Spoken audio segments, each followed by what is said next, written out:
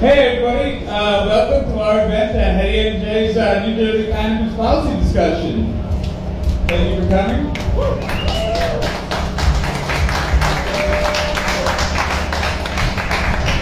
Thank you. If you didn't already know, I'm Heady and Jay editor, Danny Loa.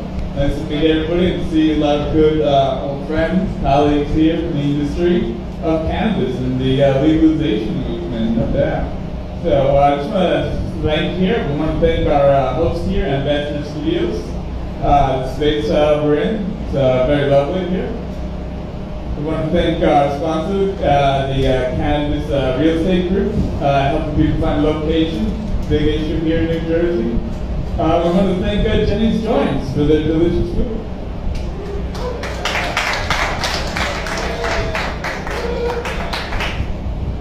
You know, it's great as the editor of Heady and Jay, I work with all the parts of the cannabis industry, talk to everybody, all the great parts that make up, our community here. The great entrepreneurs here, we got the patients, the activists, a lot of good professionals here, a lot of aficionados of the plant in general, some great connoisseurs. That way, as I like to say, this is like our new industry, a new era of legalization here in New Jersey. Yeah, it's great to have everybody gathered here, to share this dream, I think, that we have. That 3 years ago, I became the editor of Heady and Jay, partner with my great marketing director here, Don DeLuca. And unfortunately, our publisher, DK Nuggets, was sick on the weather. So I've been at this 3 years, and gathered this community, because I believe, this would be a great market here in New Jersey. The adult-use cannabis market, a lot of great small business people, diverse people that have been in the plant before it was legal. Legacy, I suppose, is a fun term now, all that. Yeah, so, it's great to have these panels here, and let's introduce ourselves. Ethan? What's up, everybody? Ethan O'Dowley, CEO, founder of Medusa, or Medusa NJ LLC, located in Jersey City. Excited to be here. Thank you. Hello, Tara Sargenti, also known as Tara Masido. I've been working in the legal cannabis industry in New Jersey for 13 years. I have a company called Blaze Bakery, and I also serve as the executive director of our state's first and largest cannabis trade organization and works in legislation. But now I am transitioning back to businesswoman, and I have conditional approval for a manufacturing license. Thank you, Tara. And Tom.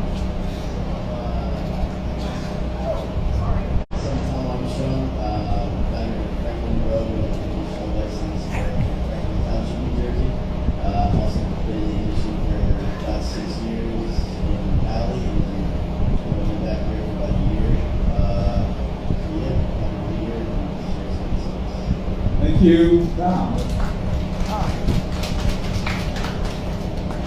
Yeah, it's great to have this industry here, these people, these guys, all three winners here, this crazy new market. But let's see, what was your experience working in cannabis or the community prior to legalization or prior to applying? With cannabis? Yes. Alright, so so I was born and raised in Jersey City.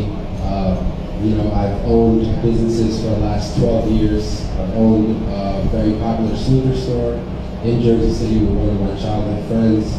After we parted ways, I ended up opening up a clothing boutique in Jersey City where Medusa will be hopefully in the next couple of months.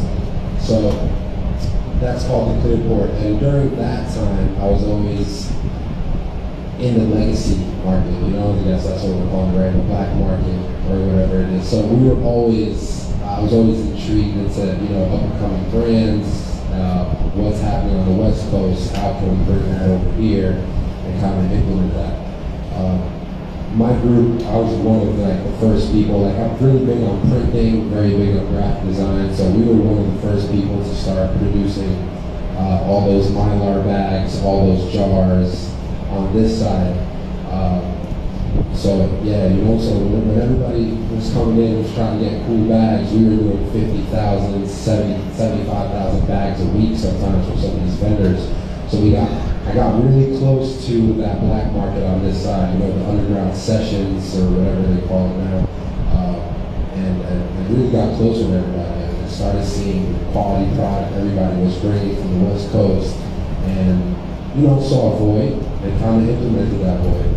Held on to that for a little bit, and then of course, as some of you guys might know, the legalization in California, the price of cannabis dropped drastically, so you couldn't make any money like you were making on the black market. So it's like, you know what, man, let me transition to the regulated market. I know I have the business acumen, I have the expertise in the cannabis realm from the legacy market. I know what I like to smoke. I know what the hood likes to smoke. So why not implement that in a sense?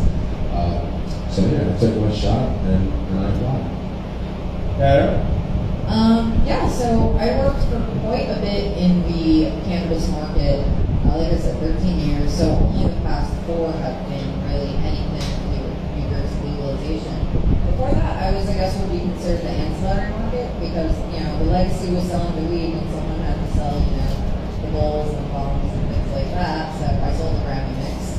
And, but even coming up on that, I still was always trying to be above board. So I was trying to bank account, credit card processor. And I've been escorted out of banks. I've had my funds frozen. I've had 6 credit card processors shut me down 2 days before Black Friday. So, yeah, it's hard now, but it's not like hard. Like, it's gotten so much better, and, especially the past 4 years in New Jersey since this has been a real discussion. It's been slow, but it's been slowly progressing towards a real industry. So, I think we're in a pretty good place compared to where it's been, and I'm just happy to see it keep progressing. Yeah, thank you. Yeah, a lot of good experience there, being in the market as a business person and that. Tom? Yeah, so basically, I just in high school and college, and I had some moments of law enforcement in college, and after that, I was like, maybe I can get out of New Jersey and learn a little this weekend. So I was like, jumped all in, went working on for a bit. I was still for the Prop 64, where recreational as a medical market, and then I kind of did something with my degree, and got involved in kind of licensing part of the business, and then after that, joined one of the operators that I helped get licensed, and I've been doing that in the last 6 years. I've been licensed stuff in the Valley, and seeing what other panelists is, let me do something in New Jersey, and behind it for quite some time since a couple of the medical rounds when they were second licenses were in 2019 or and yeah, just kind of put my head down and put together a little bit of a team, like some strategy, and decided to jump all in and moved back to Jersey about a year ago.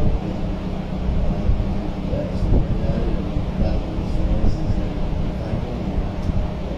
And so Franklin's a really diverse community, so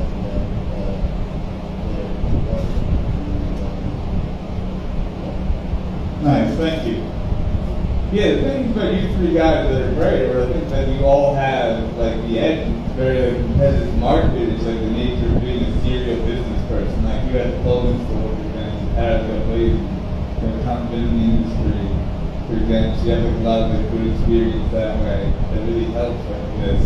This is my first company, Heady and Jay. So, it's always like a learning experience, doing everything. So it's always interesting. And it's like hard to have like a business in the first place, and then you're gonna have it in this like weird state market, seems like worse, where it's like all these hurdles. And right, so like having like been an ancillary, we're an ancillary technically as a media company, having an event here. So we have some of these issues, for example, very happy to have like the space, a very unique space. And we're able to have like smoking here. Just, hey, when you want to light up, we have an ashtray, guys. We walked through a little before, so I'm good on that. Right now. But yeah, what was it like then like applying for this license? That's a very interesting question for me, especially. It was interesting. The journey was just very interesting. I think I've experienced obstacles that you would never think you would experience, going forward. So I have my conditional license. As of right now, I have local resolution for local support for my dispensary and consumption lounge in Jersey City. So I guess the biggest obstacle that I had was the objections from my neighbors. So my store is located in very close proximity to a school and a university.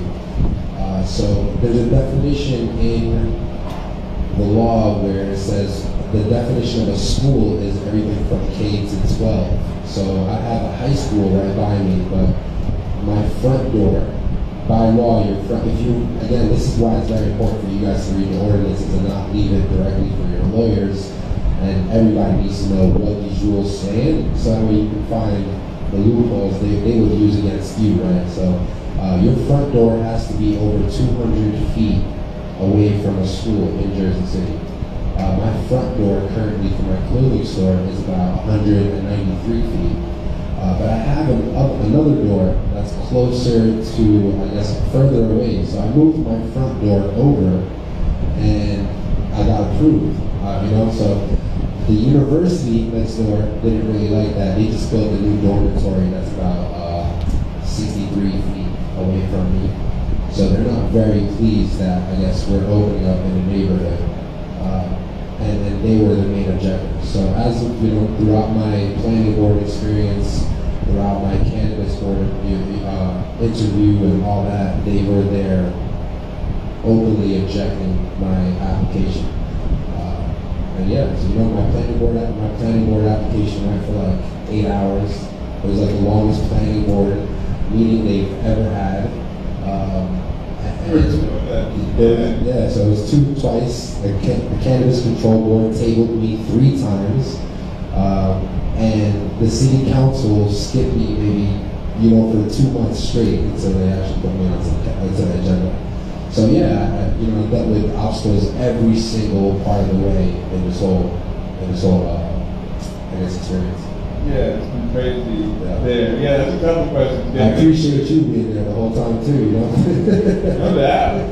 No doubt. So I do a lot of reporting in Hudson as well, and so my dad is also from Jersey City back in the day, and he went to Hudson Catholic High School as one of the early graduation classes. And it's just really funny that that's the school there.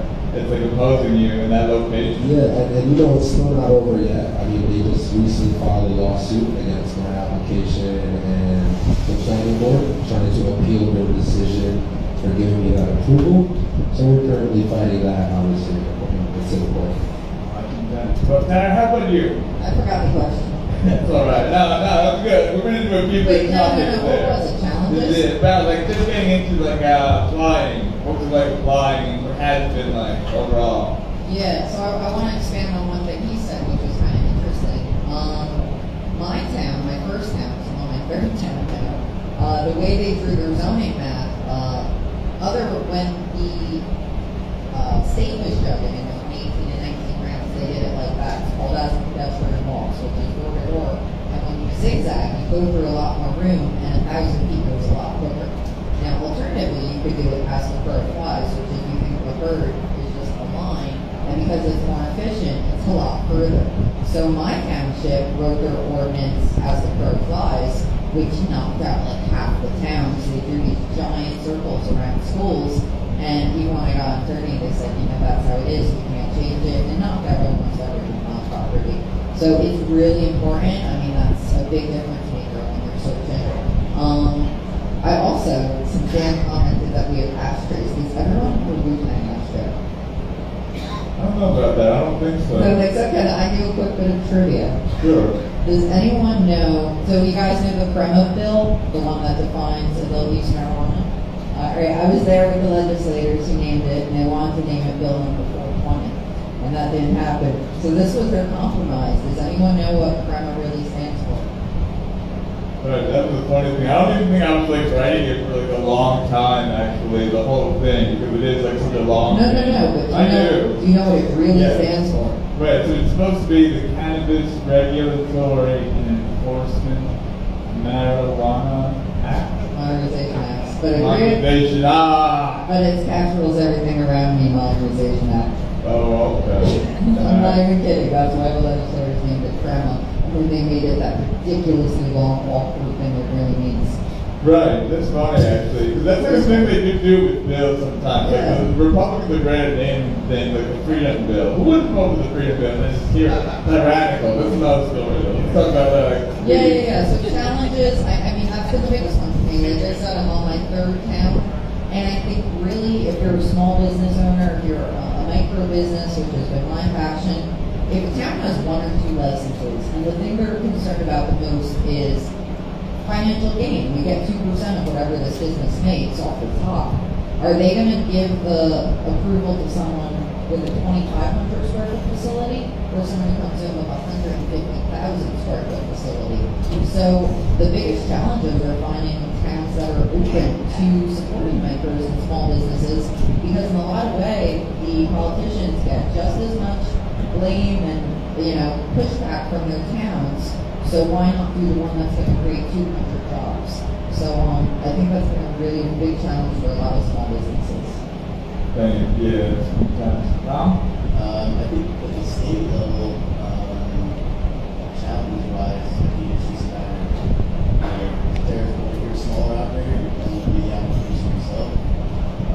Better read the regs, better be really familiar with everything, and then better dedicate a lot of time. I think that's one of the things that a lot of people don't realize is like what actually the application entails. And beyond just filling out paperwork, beyond just writing narratives or SOPs, it requires a lot of work. And at the local level, that's a whole other headache. I think the state's a lot easier to tackle because it's, as much as it's a lot of work, there's kind of like light at the end of the tunnel. Township working in the townships and trying to get your local resolution is definitely, I think, quite a bit of a challenge. I think it's important to put together a solid team beside yourself and kind of bring, to Terry's point, what do you bring to the town, right? Especially if you're not a large operator.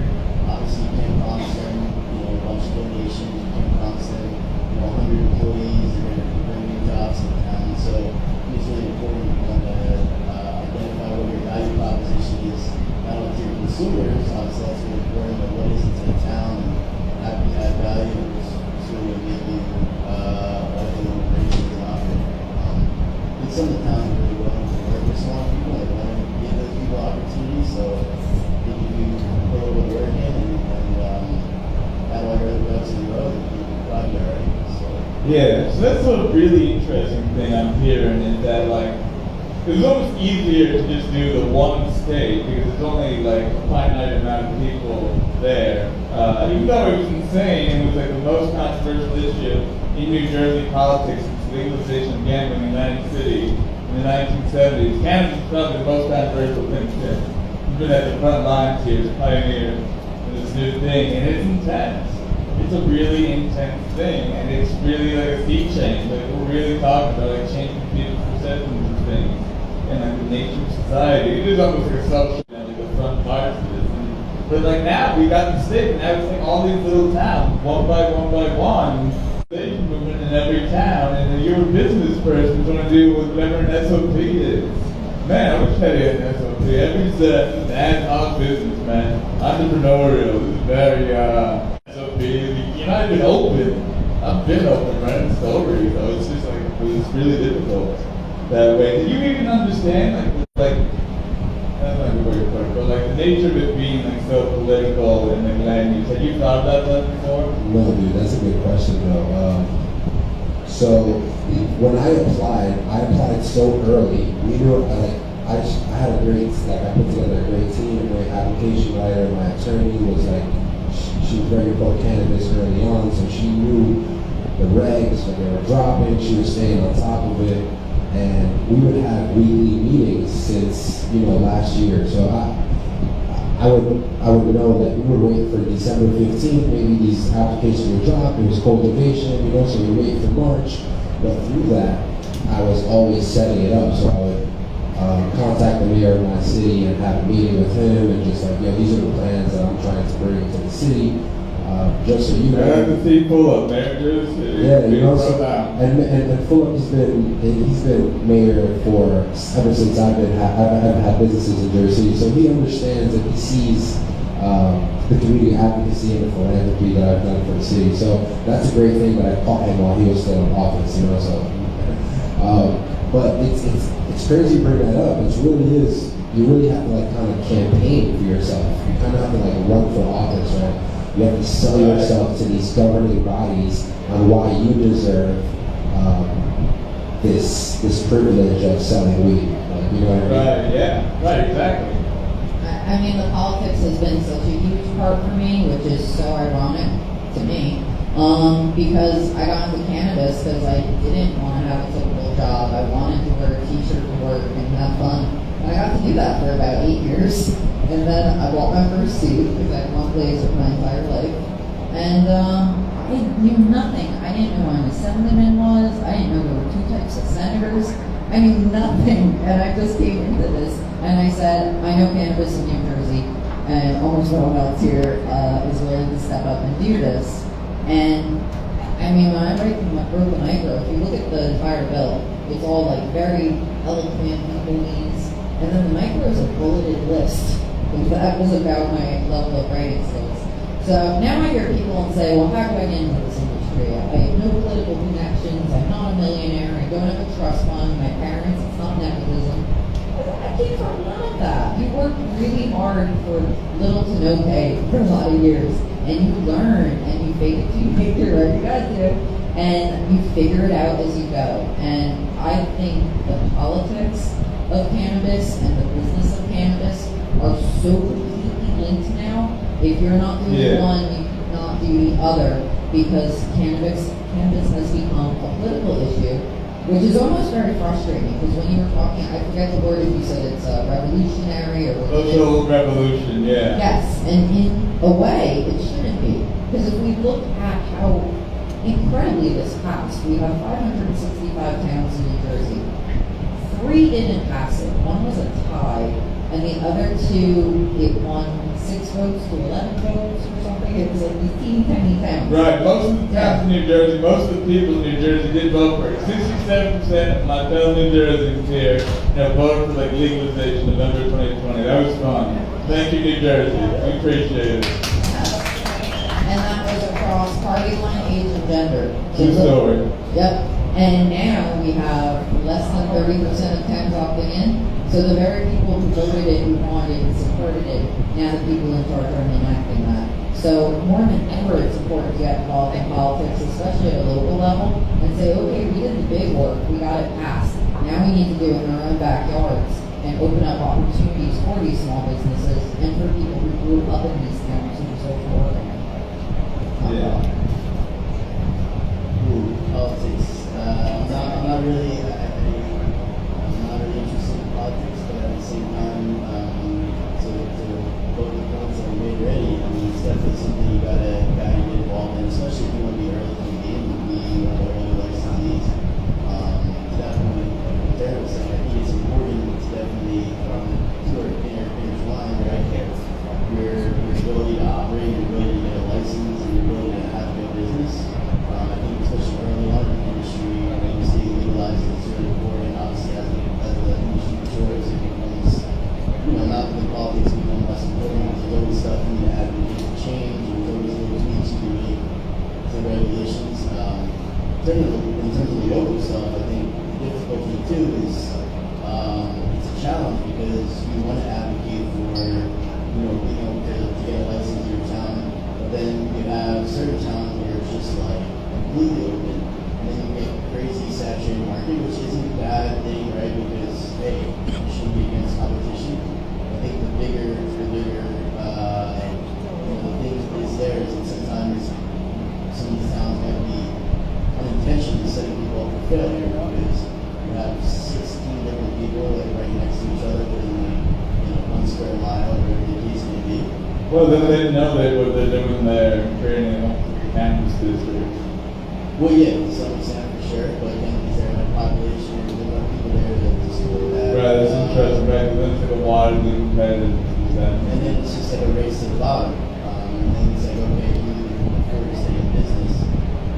So it's definitely tricky. I think over time, definitely more talent and knowledge for sure. I think they all want to kind of get a little better idea of kind of how things are going to go. And to some extent, you know, I think Tara's mentioned it, like this is a really long game, cannabis. I mean, I think all three of us have been working on this for years. I mean, yeah, maybe business was incorporated or just applied in the last year, but I think the time and effort they go into trying to open up whether it's retail manufacturing cultivation, I think is immense, and that's what a lot of people have to realize and can be discouraged that you get thrown down by one town, you lose one piece of real estate, or someone sues you, or someone tells you that your door is too close. Like, you know, you're gonna have that, and that's inevitable. You gotta figure out ways to adapt and how to get beyond that.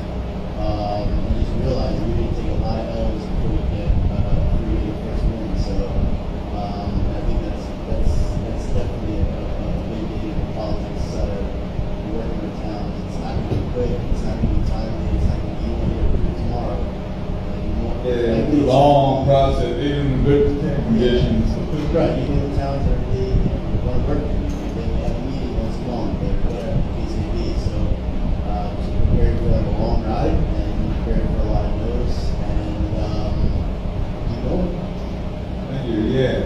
Right, it is like a really difficult process in the first place. It really does test like walking resilience in the first place, like the ability to be like, alright, this is the beat, alright, how do we take it from here? Like, let's push this off, take a deep breath. Okay, maybe try that way. For example, it's definitely a big thing I'm learning as not to go myself. It's really interesting. But right, it's just like a crazy process, and it's literally like mired in politics every single town you have to go to, and like the fact that we need literally more actors. That's why I always like to keep across and give them a shout out here. Lefty Grimes here, Mike, you know, Adam, you know, it's really great to have them here. So they've been at the forefront of this, and they've been fighting for this. You know, I saw them. I'm thinking the movement is sneaking it out. These guys are smoking weed outside the state house. It's really wild to see that. I remember that. I mean, just like walking the front door. It's not even construction for a while. One of the many issues with former Governor Christie. These guys are really at the forefront though, like fighting town by town, government town councils. They're really fighting that. They're trying to do this. It's really difficult. It's really difficult. It's time consuming at best. You know, it takes time to have to go through this. Even if you're good at it, like that's the person. So maybe like you converted to the politics maybe a little late, but I think you get better at it. You know, that way. So there is a process one can through. It's difficult. So especially when you have a thing like St. Peter's, a good little high up your own view. 8th place in basketball in my ass. Those stories I want to go to a lounge. I'm not really a drinker here, dog. I got a drink here now. I'm really different. I want to be in a lounge. That's what I mean like this place. You know, rather than enjoying ourselves here. Very tranquil, calm environment. Still got our policy discussion here. 21st Century Street, Southwest panel here. That's really great. So, but like we're not even there, like where we need to be in the market, and like the New Jersey Cannabis Regulatory Commission. They've made like great progress. Like, a lot of people got licensed. Like, we have 505 adult use cannabis licenses in New Jersey, or right, cannabis licenses in total. That way, we have so many. We're still waiting on some, and we're gonna get them to like a great amount. But like we're still waiting on the rules. Then difficult thing, like what's gonna happen with the lab? You know, we had our permanent rules released this summer, and now I didn't see anything about. Really like that, just have a mix with like bread plates in the bakery. When am I gonna get to eat like a brownie from you that has like weed in it with like a nice like long receipt? I like the receipt to go to the dispensaries, show like all this like cannabis stuff. We got like tags and all these like things. You know, I don't see that. Can I speak on that? Yeah. So a lot of people come up to me and be like, did you hear about brownies? You're not gonna. I was like, you think I've been around for 13 years just obsessing like a psychopath about brownies? Like, there's so many other processed products you can make, and I think people are looking past what they maybe saw in their narrow vision of what this could be, and missing all other opportunities we're gonna have. So like, I mean, the consumption ban is just heartbreaking. Right? It's still where you can't bring a bottle of water in. Right, even if you Yeah. had it, that might be like an issue, so that's Yeah. like kind of ridiculous, even like in and of itself, Yeah. that way. And just, it won't make you stupid, it will make you thirsty, a little hungry. That way, that's something like, I guess like, we've heard, they say they're gonna do it, they said they were gonna do it, we're just waiting. Now, I don't think like getting an addendum, I think they know a guy to change the rules, before changes that way, but like Jeff Rabbit promised us, the executive director of the DOC, Jeff Rabbit promised to work on the DOA with health kitchen stuff. And I get it, you gotta work with somebody, maybe they're busy on this stuff, that's work on that kitchen standards for it, but it's difficult, like, is that a problem? Like, I guess you seem pretty resilient about the chipper to be able to do it. Yeah, I mean, it's every state that was passed adult use recreational has edibles. There's not a single one that doesn't. So for us to think we're going to continue being this exception, I think it's short-sighted. I think it's just a matter of time. I do believe the CRC sees it as something that is going to be a necessity. And we already see lozenges being overstretched a little bit. Yeah, I've had some gummies, soft lozenges or like, I Exactly. think I got these now in the market that way. They're alright, that's another story. No, we're not there yet, but you can see they're going a little late on the rules with that even. So it's gonna happen. It's all gonna happen. It's never as quick as you want. Hey, I love that. Right. I'm getting mad patient this way. This is really intense. Something with ADD. 3 markets, 3 years in. I'm still waiting to get rich. But I got it. You're sitting down. I got more old camera there. It'd be awesome, It'd be great. Tom, you want to talk about yourself? You're cultivating. It's a little different here. In the dispensary, owner, owner, possibly the tariff, wants to make products. Yes, we have cultivators. It's always interesting. Everybody's like, everything is different. Yeah, I think cultivation is a little bit tricky. All places are really different. I think cultivation, especially in a place like New Jersey, where it's probably 99.9% change in growing indoors. It's just really tricky because of the startup capital that's required. Like I said, all the businesses require some money, but cultivation in particular is crazy. The startup costs. It's really important that you have some sort of differentiating hanger when you get sell-through. Just talking to Terry about this before, but it's really kind of a gamble, especially like I said, you're going to be able to get sell-through. You're going to be able to, is your product going to be able to move on the shelves? It's great that you built this $10 million, $20 million facility, but okay, now you got to pay that money back somehow. Sure, the economics are really good if you're basing your assumptions off selling pounds at $25 a pound, sure. Okay, but what happens if the price dips to $1,000 a pound? How easy are you to be able to, keep your business afloat, pay back your investors, and hopefully, if anyone's investing in this, they really understand the nature of the business. And at this point, we're not really looking for a quick buck, so they're willing to work with you. But even still, I think that's one of the tricky things on the cultivation side is really kind of figuring out what's like baseline for your business and like what's the minimum that you do from both a quantity standpoint and a number standpoint, and obviously maintaining the quality of your product. I think it will also be interesting to see, not just in New Jersey, but in other states, like once interstate commerce does happen, I'm not saying probably about 5-10 years out, okay, but once that does happen, you get people that are growing like really quality outdoor in Cali and import it and sell it. Right. Reasonable price point, and has the marketability of being from California. It's going to be difficult for them to compete. So it'll be interesting to see. I would just say the cultivation is definitely really tricky just due to the capital expenditures. Really. Yeah. And at that point, the cultivators, and granted they had their licenses or applications were accepted before the parts of the supply chain, but that's the thing. How many of these cultivators are up and running or going to be up and running?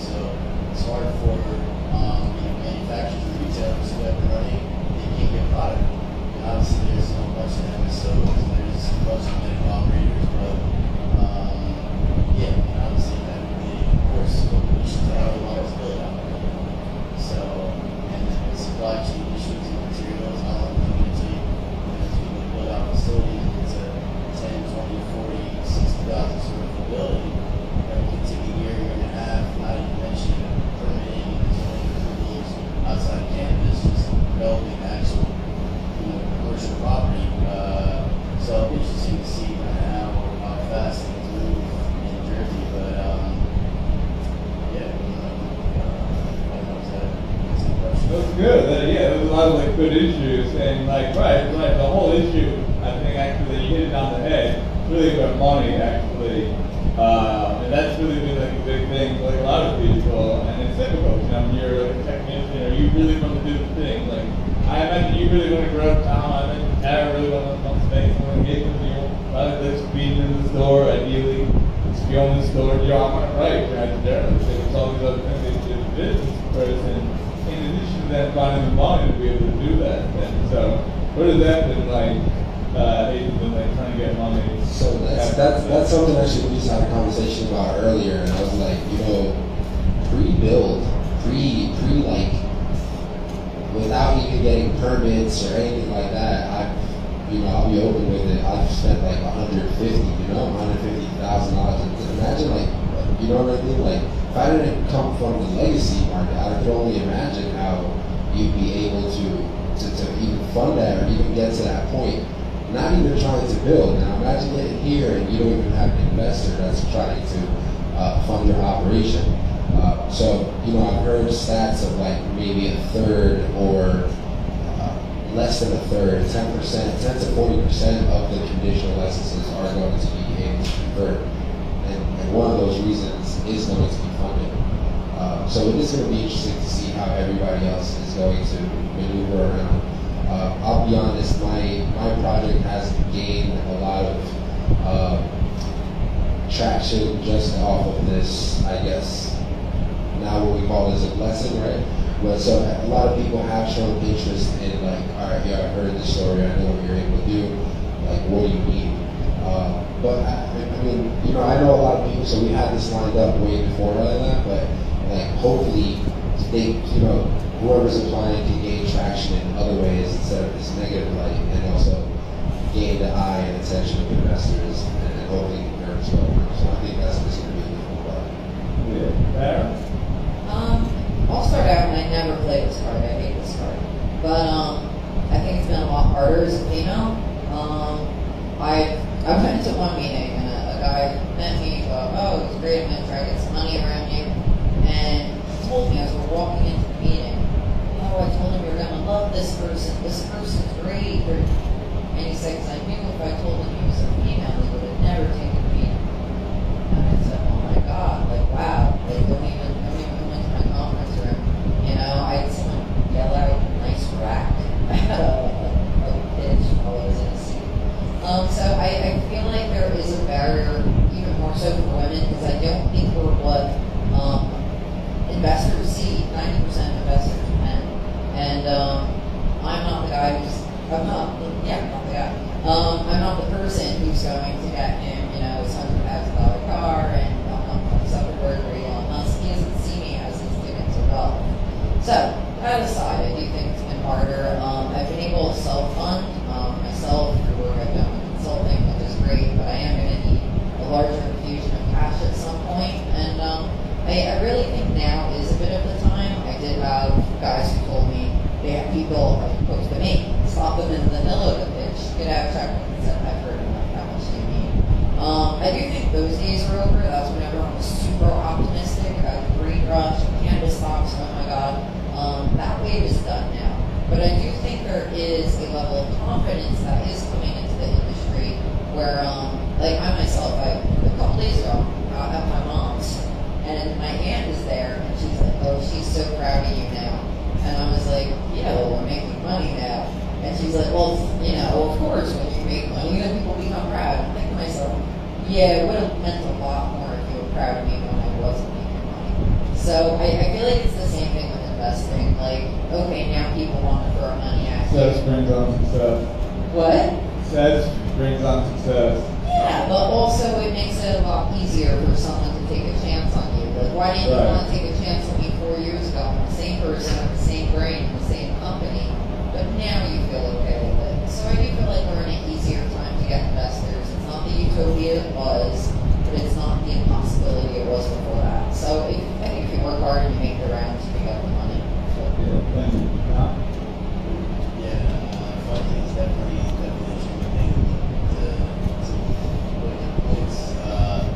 Yeah, I mean, I think one of the things is going into this, you're probably not going to have all your ducks in a row, but yeah, much better to be able to at least fund your basic stuff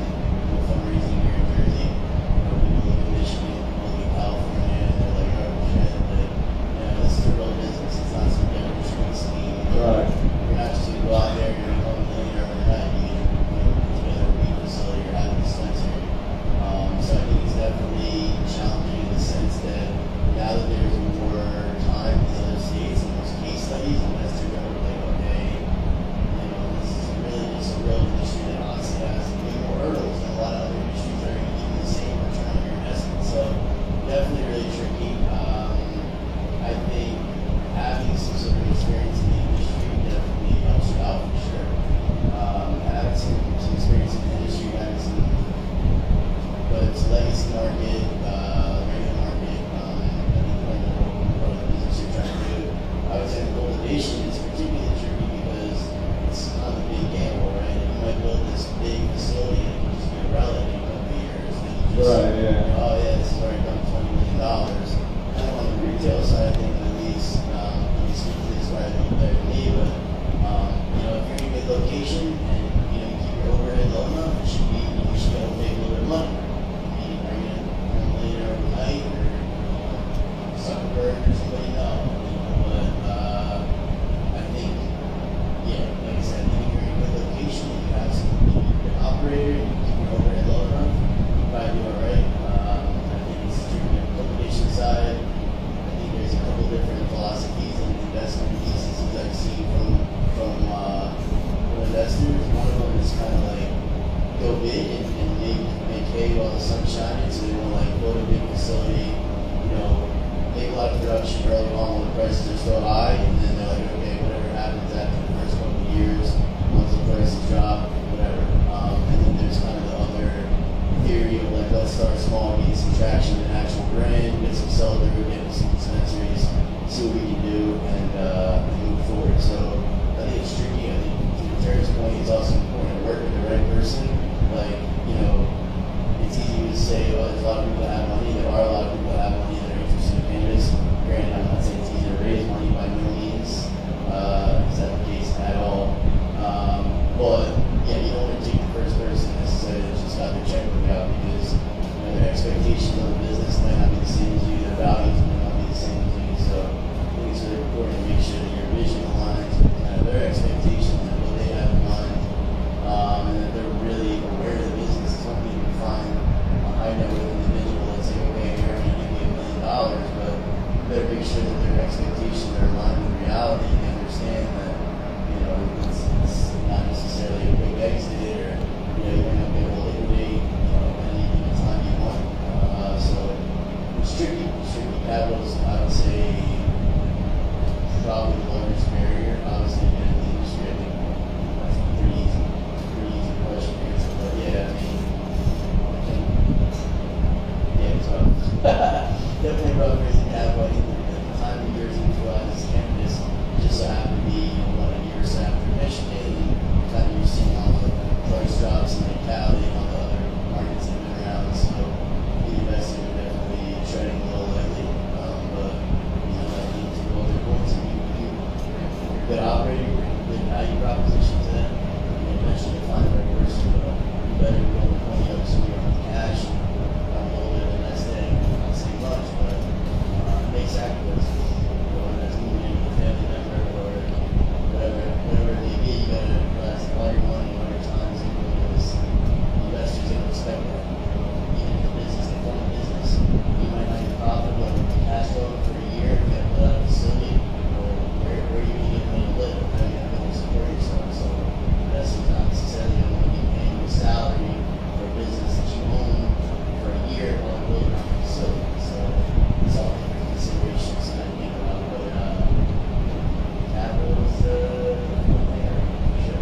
Yeah, no doubt. Right, that's difficult, right? Like you do need money to do these things, and you're not even open that way. But like I guess like hey, you make progress, you meet people. Hopefully they're good people. It's a big issue. Trying to find a good person to make a deal with. It takes time. It can be very tricky that way.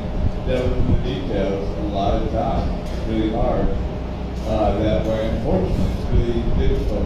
Like CRC, we're basically waiting on the CRC to like work with like the other state agencies in New Jersey to like see if they can provide like a mechanism.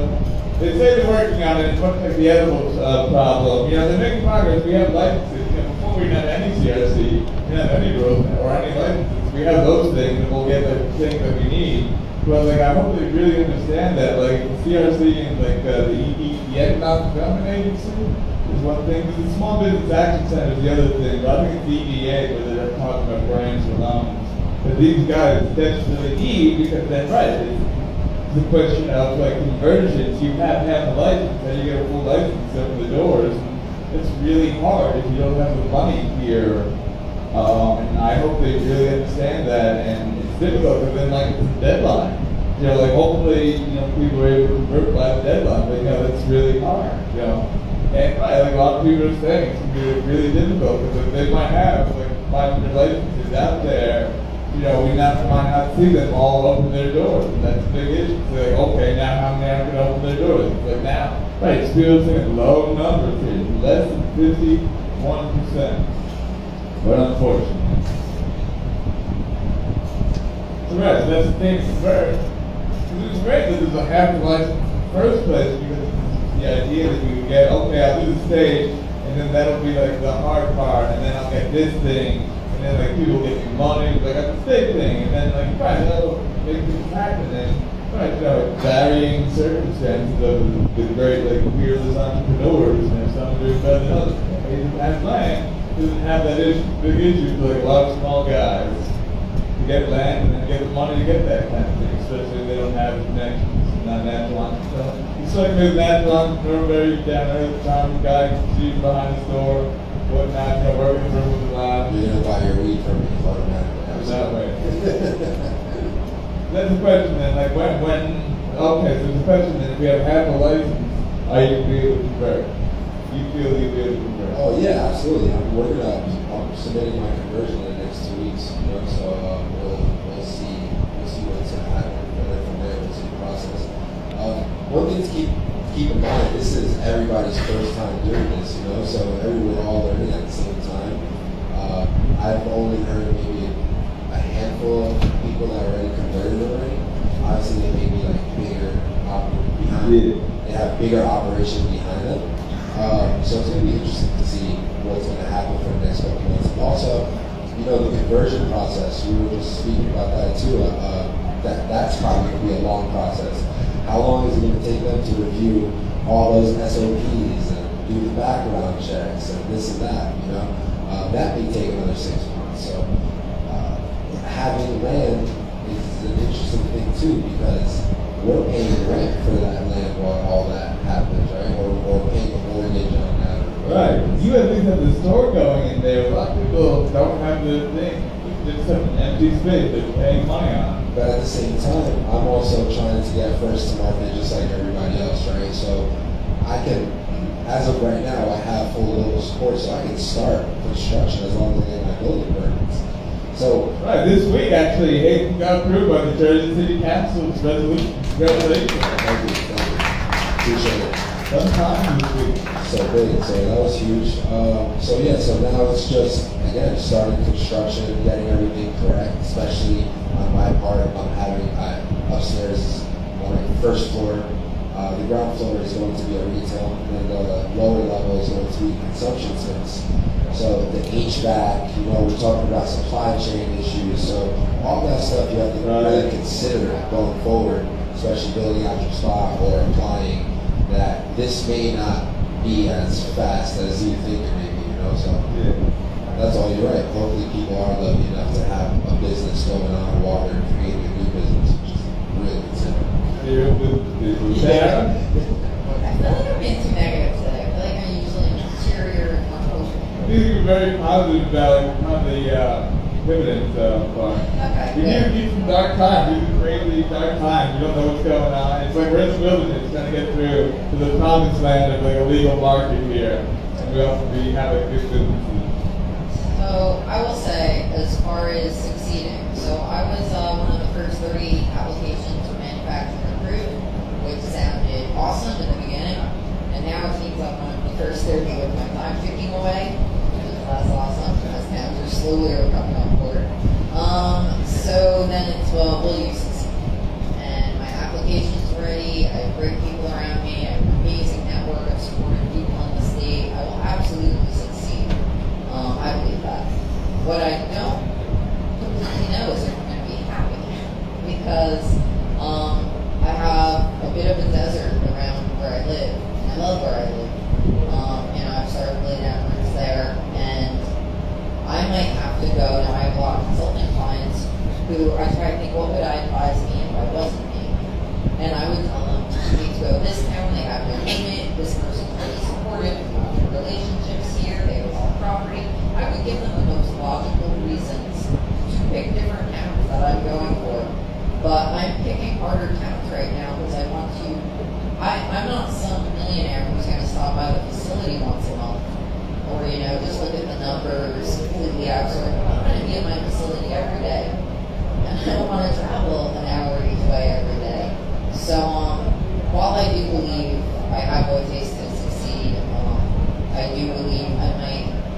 clean on yet, but it's getting down to the wire, and like Tom said, sometimes it takes a month till the next meeting, and I'm running out of time, and there might be a Hail Mary at the end where I say my compromise is I have a facility nowhere near where I live, and I can be every day.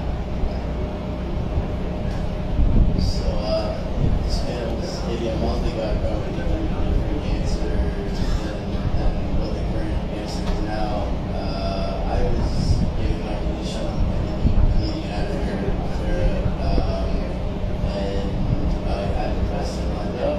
We were under contract to purchase the property 6 acres down on a big warehouse, local resolution, everything.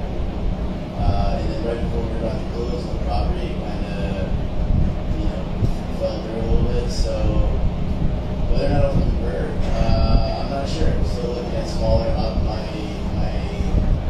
territory, and I was trying to do something like another town, which is really open. And know a lot of people there. There's definitely some real estate, albeit not the cheapest real estate. So now I've definitely scaled down my aspirations. I mean, previous building that we're looking at was 45,000 square foot warehouse. So now looking at a bit smaller operation, but it's going to be myself and an angel investor I have about money. So a little bit different capital needs there for sure. And then I've kind of pivoted to work on some retail projects too. I've been doing that with partners. So yeah, it'll be interesting to see. Time will tell. We apply for an extension to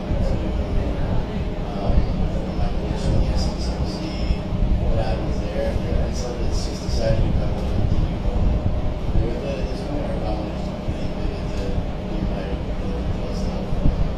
I guess I have some projects in motion there that are pretty solidified, so we'll see. It's TBD. True. Sorry to hear that. That's a shame.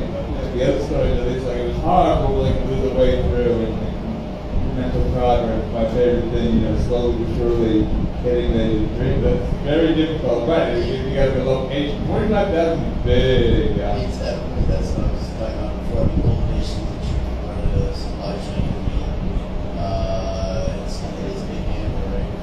Even from an experienced operator, if you're really good, you put together a good balance sheet, how to grow plans, build and design a facility, like, to some extent that's all irrelevant because it's some of the market conditions and like, you have a brand that's gonna gain traction and get seller and it's definitely big, especially in these where you're definitely have to grow more. This is really high tech, controlled environment ag, it's very mushroom and all that setup. So it's definitely a different part of being involved in for sure.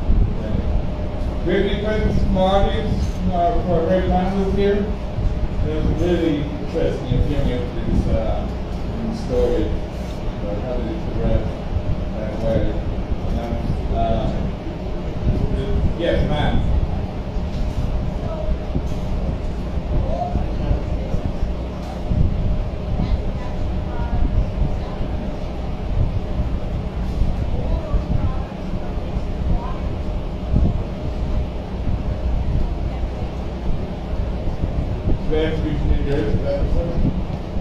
Yeah, that's the interesting thing about legalization, that they have to be from New Jersey. Everything has to be in New Jersey. So we don't really have a federal legalization. So it's a crazily different market in California. There's different laws on that. We have a lower tax in California because they have had a lot of problems with a very high tax there on their products. It's really difficult, right? Trying to get small business people in the market and have their products succeed. So, it's a big issue, right? So, right, so everything has to be in New Jersey right now, and it's very difficult. Or, like I think, though, we might protect local businesses that want to open. That if you have that, New Jersey is a very unique requirement. I wasn't even sure realize it, that you have to, every application, every licensed person has to have a New Jersey on the application, or they 5% stop. So, that's something. So we'll see what happens with that. But yes, it has to be from seed to sale in New Jersey now. Yes. Yeah. Any more questions? Fair enough, I guess, yes.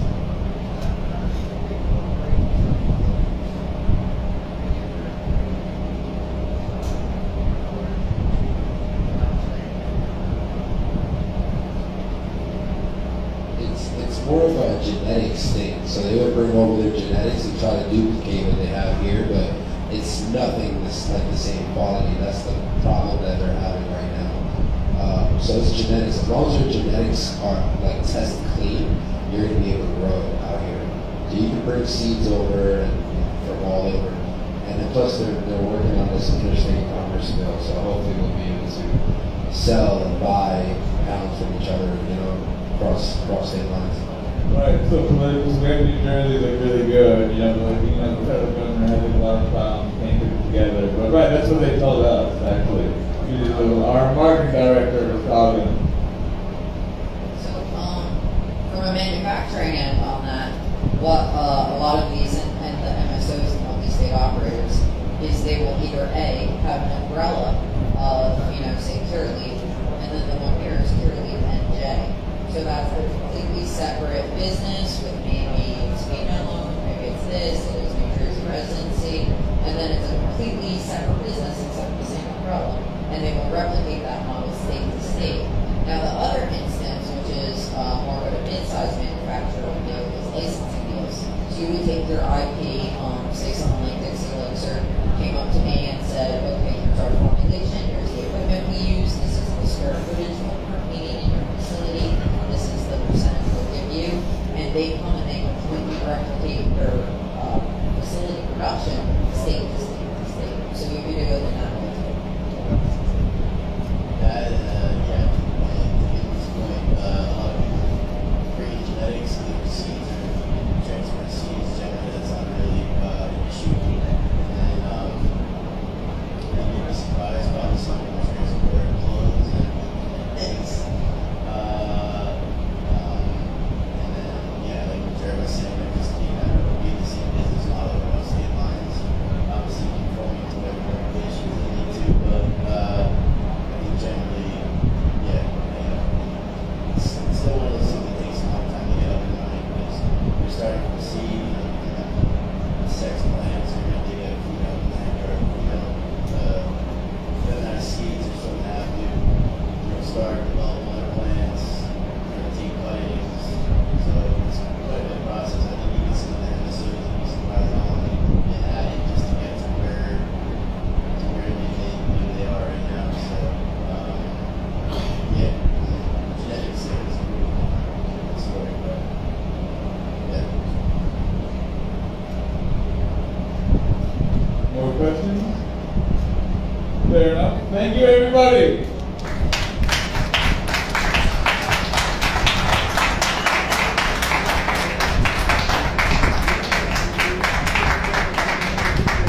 And thank you, Dan, for putting us on. Very welcome. Yeah, we'll take our panelists here, Heady, Tara, Tom, thank you very much. I think give them their own round of applause here.